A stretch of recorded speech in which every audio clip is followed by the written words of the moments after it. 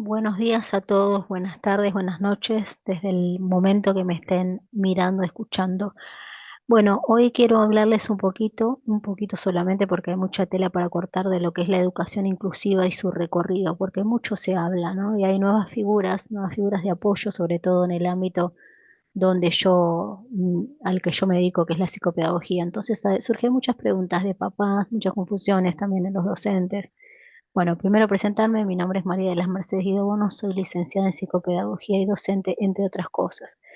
Multiplicadora de los derechos sobre las personas con discapacidad de la Convención y coordinadora en su momento del curso de APEDI, Asistentes para la Vida Independiente de las Personas con Discapacidad, donde se ha trabajado muchísimo lo que es la Convención, el derecho a la educación en su artículo 24, la toma de conciencia, artículo 8, la accesibilidad en el artículo 9, en el artículo 27, el trabajo, el derecho al trabajo de las personas con discapacidad. Bueno, un breve recorrido para que nosotros empecemos a manejarnos con el tema de las palabras y del discurso, tema discapacidad.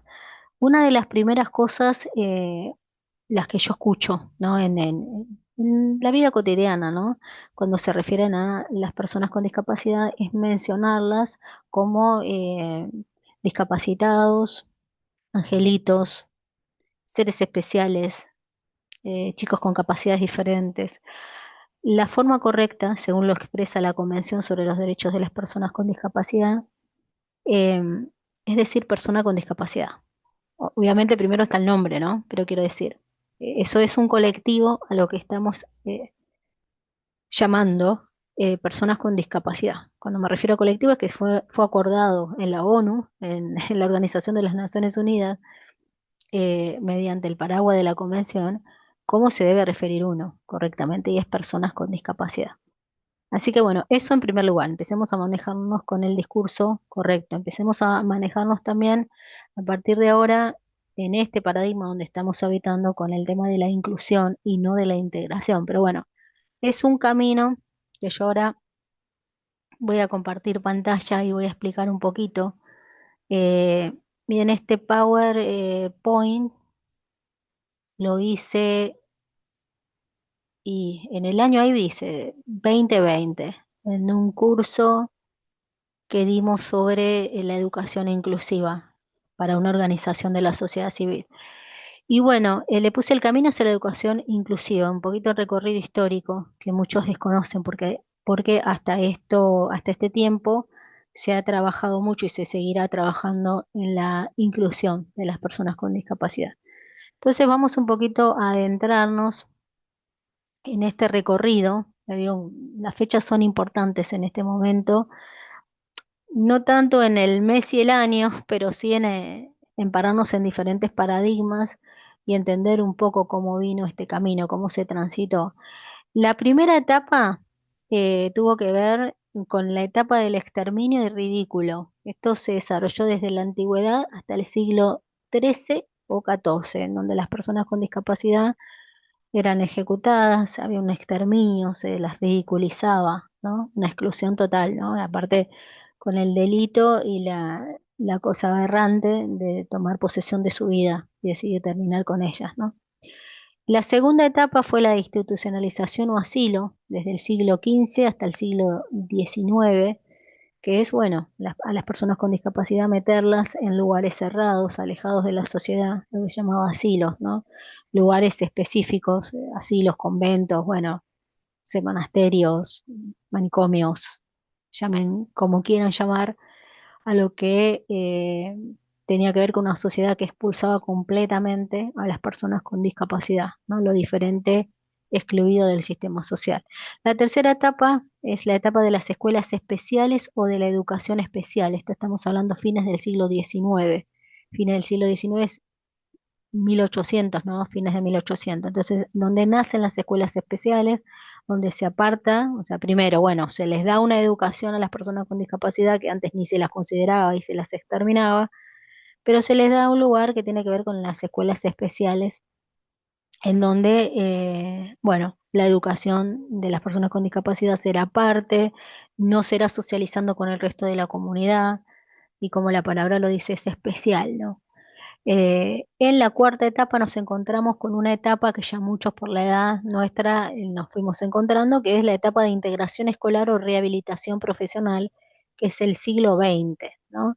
En donde todavía obviamente está habitando el paradigma médico imperante y donde se empieza a hablar de la integración, o sea, integrar a la persona con discapacidad en lo que es el ámbito de la educación y de la salud y de lo profesional para empezar a hablar en la etapa 5, ¿no? En una etapa, bueno, yo la fui dividiendo, desmenuzando, no es que esté así, pero ¿no?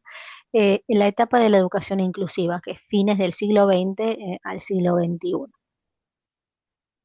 Eh, para ir desglosando cada uno, en la etapa del exterminio ridículo, que es la antigüedad, más o menos en el siglo, pongamos, XV, estamos hablando del año 1400 y antes.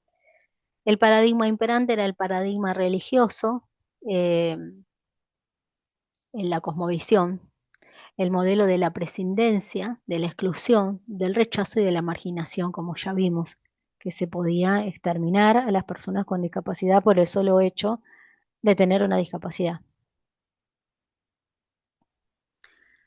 En la segunda etapa, muchos de estos paradigmas conviene aclarar que están todavía conviviendo con nosotros, no es que se va uno y se va otro. Hablamos de fuerzas instituyentes y fuerzas instituidas, ¿no? Siempre en una sociedad hay fuerzas que pugnan por imponerse, que son las fuerzas instituyentes, y una vez que están instituidas van a aparecer otras y así, ¿no? Bueno, la segunda etapa de institucionalización o de asilo que les comentaba antes, del siglo XV más o menos al siglo XIX, el paradigma imperante era el médico religioso y la definición de la persona con discapacidad era normal o no normal. ¿Es normal la persona? ¿No es normal? Bueno, lo que nos parece un horror, en ese momento se vivía así y era concebido así naturalmente en esa sociedad. Es decir, las personas conviven en un mismo lugar, la persona con discapacidad con los delincuentes y los indigentes, todo mismo, ¿no? O sea, son anormales, se han metido en el asilo lo mismo que sea una persona con discapacidad, que sea un delincuente o que sea indigente, porque es lo diferente, lo que apartamos, ¿no? Como si hubiera una normalidad, pero bueno. Después tenemos en la tercera etapa, que yo le puse número 3, la etapa de las escuelas especiales o de la educación especial, que es fines del siglo XIX. Por primera vez en la historia, las personas con discapacidad reciben educación. Imagínense la mentalidad más abierta en esta época, fines del siglo XIX, en donde pasamos de paradigmas anteriores donde la persona con discapacidad ni siquiera era considerada como persona y se la exterminaba y se la ridiculizaba y se la apartaba o se la mataba o se la excluía poniéndola en diferentes lugares como asilo, a, bueno, pasar a esta etapa de las escuelas especiales o de la educación especial en donde a la persona con discapacidad se la considera como una persona con derecho a educarse. Después vamos a ir pasando a la etapa 4, ya estamos hablando del siglo XX, o sea, del 1900, es una etapa en donde se da la etapa de la integración escolar o rehabilitación profesional. El modelo ya es sociológico, aparece la figura del maestro integrador, ¿no? Como un maestro aparte que viene a dar contenidos diferenciados o adaptados a la persona con discapacidad en cuestión. La quinta etapa, que es el modelo de la educación inclusiva, perdón, del siglo XX, del siglo XXI, que es la que estamos transitando, estamos dentro del modelo biosocial de la discapacidad, un paradigma biopsicosocial de la discapacidad que incluye tener en cuenta a la persona y que da una definición diferente de la discapacidad. Ahora la discapacidad no va a estar puesta en la persona, sino las barreras del entorno. Es el entorno el que discapacita. El artículo 24 de la Convención sobre los Derechos de las Personas con Discapacidad es el que va a destacarse, sobre todo en el tema de la educación que estamos centrados, para poner de relieve la importancia de la educación para todas las personas, incluyendo a las personas con discapacidad, por supuesto, sin ningún tipo de discriminación. Y propone cambiar este paradigma, lo que habíamos llamado hasta ese entonces déficit, por las potencialidades de las personas. Aparece la figura del acompañante de inclusión escolar. Entonces, tenemos un acompañante de inclusión, acompañante externo de inclusión escolar, y tenemos una MAI, una maestra de apoyo a la inclusión. O sea, ya en vez de maestra integradora pasamos a maestra o de apoyo a la inclusión, o la DAI, docente de apoyo a la inclusión, en su versión masculina o femenina, pero digo, ya nos vamos alejando de lo que es la integración, sino vamos a ver lo que es la inclusión. Y en los términos se va a hablar de eso. Como profesionales dedicados a la inclusión escolar, es importante que conozcamos este recorrido. Yo lo hice muy sucintamente, hay mucho para leer, hay mucho para investigar.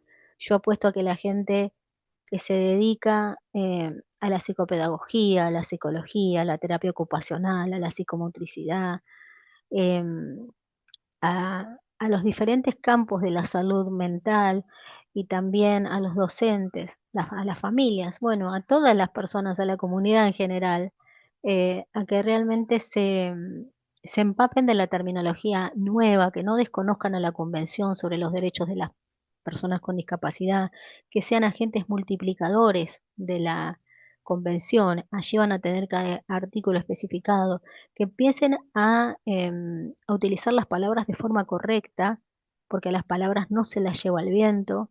Hay que habitar el discurso a la sociedad inclusiva, la hacemos entre todos, ya empezando por nuestro discurso, empezando por saber bien cómo se dice cada cosa, y es importante porque es un derecho también, como la educación es un derecho para todos. Entonces, así, nosotros conociendo, informándonos, podemos reconocer los paradigmas que están operando donde nos toca trabajar y hacer algo, ¿no?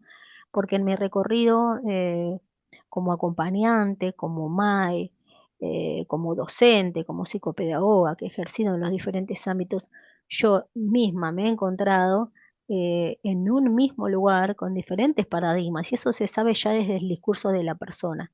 Entonces, siempre, como yo digo, hay personas que dicen determinadas cosas o habitan determinados paradigmas desde un lugar, desde la ignorancia en un sentido correcto del término, ¿no? O sea, no sabe y por eso repite o reproduce determinadas formas que correspondían a paradigmas anteriores y actúa así y trabaja en consecuencia, pero desde esa ignorancia, quiere decir que uno les puede enseñar, les puede mostrar otro camino, se puede instruir y pueden cambiar la mentalidad de esas personas. Y hay otras personas que directamente por maldad y sabiendo cómo son las cosas, ni quieren investigar y siguen llamando a las cosas que ya cambiaron o siguen actuando como si fueran las cosas de antes. Estamos en una sociedad que pretendemos que sea inclusiva. Siempre pienso que cuando dejemos de poner a todo inclusivo será cuando seamos inclusivos de verdad. Es decir, ahora la terminología más tiene que ver con una convivencia donde todos podamos convivir con nuestras diferencias y cosas en común, porque todos tenemos una subjetividad. Hay muchas cosas que me quedan por decir, hay algo importante que siempre hablo con los papás, las mamás, los hermanos o los tutores o los encargados, que tienen a veces un hijo que necesita un sistema de apoyos, todos necesitamos apoyos para la educación y hay determinados roles que se confunden, pero hablando desde este paradigma biopsicosocial, una cosa es el acompañante externo de inclusión escolar, que es el que va a regular la conducta, va a ayudar a regular la conducta de esa persona con discapacidad en los diferentes ámbitos escolares, ya sea primaria, secundaria, terciaria, universitario, va a regularlo, lo va a acompañar en su conducta.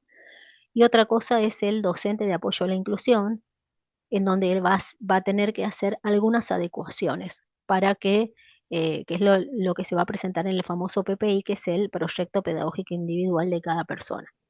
Estas dos figuras se complementan, pero muchas veces lo que pasa es que, bueno, por un tema de obra social, la obra social quizá autoriza la prestación del acompañante externo de inclusión escolar y no de la MAI, igual la tiene que proveer el Estado, o del DAI, ¿no? El docente de apoyo a la inclusión, y entonces se cree, tanto los docentes como los padres, muchas veces por ignorancia, que el acompañante tiene que, digamos, involucrarse en lo pedagógico de ese niño con discapacidad al que está acompañando, sin saber que solo su parte es la parte conductual, la parte reguladora de su conducta, la parte de poder incluirlo en el entorno educativo y no meterse con lo pedagógico.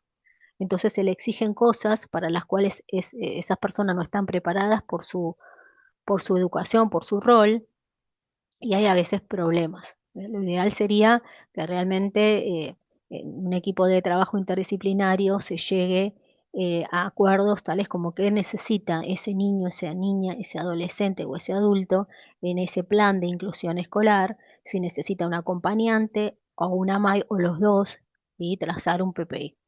Bueno, esa salvedad quería hacer muy brevemente para terminar con este recorrido que hemos hecho hasta llegar a la educación inclusiva.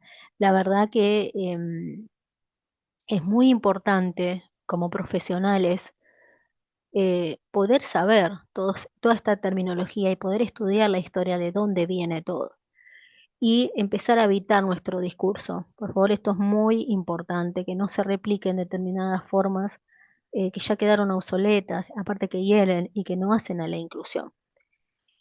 Para una próxima conversación vamos a estar ahondando en estos temas. Así que les agradezco por haber escuchado, por haber visto este video y espero que lo puedan multiplicar. Hasta la próxima.